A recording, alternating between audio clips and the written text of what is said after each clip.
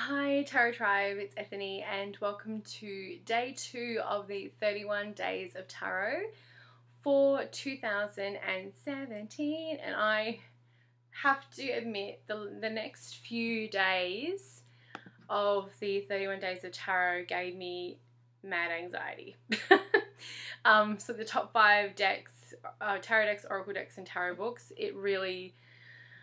I found it really hard. I found like I was trying to figure out like what did I get a deck at the end of 2015 versus like this year. I just really struggled. So I probably left off a bunch of really groovy decks. And I'm also rather sick still. So I literally feel like I'm on another planet, but I'm committed. So we are doing this. So I'm sorry if I missed it. So I'm probably going to watch everybody else's videos and go, oh yeah, shit, I forgot about that. I forgot about that. And this is not me trying to like give myself a disclaimer because if I forgot someone's amazing deck, it's more just I really am just tired. So today's prompt is, and again, I'm supposed to have fun with this, so I just pulled out a whole bunch of stuff and I'm like, I'm going to talk about it. So today's prompt is the top 5 decks of 2016. I've already seen a bunch of these videos, which have been amazing. I've chosen the top 5 decks that that have come out, been released this year. So that was my the way that I chose it, because I talk about the decks that I worked most with in 2016 in another prompt. That's a different one for me. Okay, so let's start first. The first one is the Pagan Otherworlds Tarot. And I'm really usually not one for this decks that have very minimalistic minor arcana. But I feel it's becoming more and more like my jam. It's so beautiful. I know so many people have been like, ooh, like tarot drooling over this amazing deck, and the court cards are so stunning. You can probably hear my son in the background.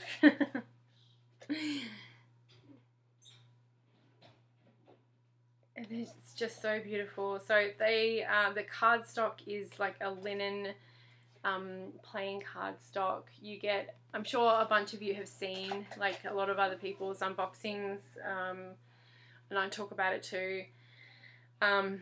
It's beautiful cardstock. It comes in a little bag, a little screen printed bag. The backs are gorgeous. And there are extra, although for the life of me I can't find them, there are extra moon phase cards and an extra seeker card. Here we go. The seeker.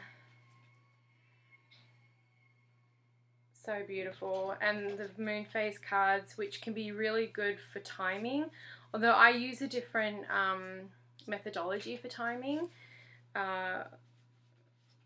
But it'd be real, like if you want to pull these out and use them for, if that's like the black moon or the new moon, if you want to use these for timing, the moon phase ones, it's very pagan, right, to have the moon stuff there. So I love this deck. This deck is now on my altar with a few others, and it never goes from there. So if it's not out working with me, it goes straight back on the altar. So that's one of my top, and it was out this year. So one of my top decks of 2016. The next one is, these two are republished, but I added them to the list because, sorry, like I said guys, I've got decks everywhere. I added them to the list because they are exceptional. And technically they did come out this year. So the first one is the Bonefire Tarot by Gabby Angus West. Now I have the original one that came out years and years ago. But, you know, Schiffer Publishing does such a stellar job. Like, I would be, and I know Gabby quite well, and she should just be so proud of herself. Like, this is an stupidly stunning deck, and a great companion book, and a beautiful box set by Schiffer Publishing. I don't know what I can say about this deck that probably hasn't already been said. I, like a few people that I know, are going to be using this copy of my deck of the Bonefire Tarot, and I'm going to put the other copy away as a collector's item, because, I mean, that's the great thing about when things become re-released. You can put things, you know, I can put that one away as a real special deck. I have used this deck since I got it years ago. Gosh, I can't even remember. Was it like, Gabby, if you're watching, was it like 2013 or 14? It was a long time ago I got this deck, the original. I have used it ever since. It's on the background of my courses at the Academy, the Tarot Readers Academy. I've had a very long love affair with this deck. I'm using it with a new course that's coming out as well. I just love it. I can't say enough beautiful things about the Bonefire Tarot. And the next one is the Gaian Tarot. Now, again, I have the Llewellyn copy of this.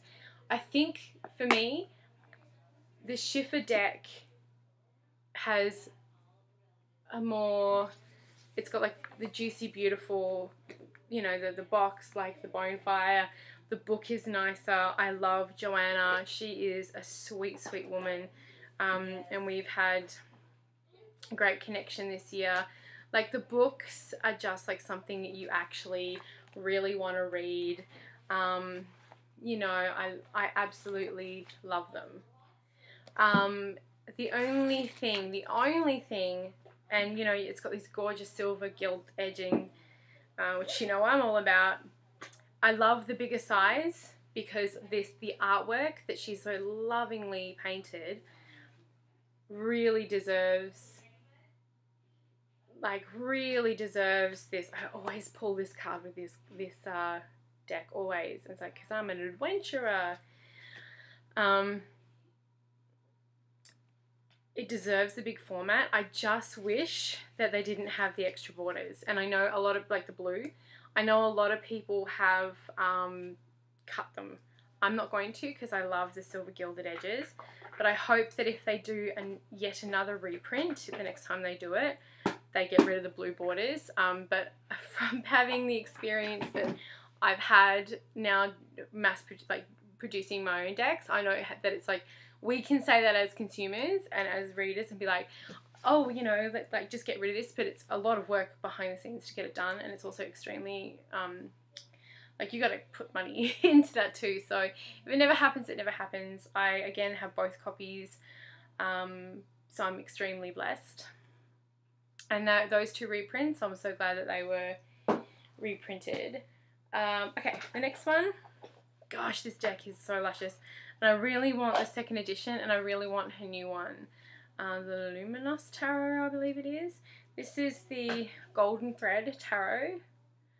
And it is so beautiful. I'm sorry about the glare. The gold is on both sides. It's embossed. The whole thing is embossed. The symbology, the symbology is incredible. I've showed this to so many people and everyone gasps at just how beautiful this is. I love it so much. The reason why I want the second version of this deck is because it's actually plastic copy, like plastic deck. And I can tell from using this one quite a bit this year that it's starting to, like the backs are starting to chip and some of the gold is starting to chip off. But with the plastic, it won't do that. But I'll have to wait and do a big order from from Tina and get both of them. Now the app is exceptional. Oh gosh, so good. Like, look at that. And she's another lovely soul. So just love this deck so much. Yeah, but some of the edges are getting a little bit rank as well. Like you can see there, it's getting a little bit. Beautifully. I mean, can we all just fucking slow clap? Like, we need to pop some champagne for the indie deck creators this year. Your guys have just turned it out. People have done incredible fucking work this year on the indie stage.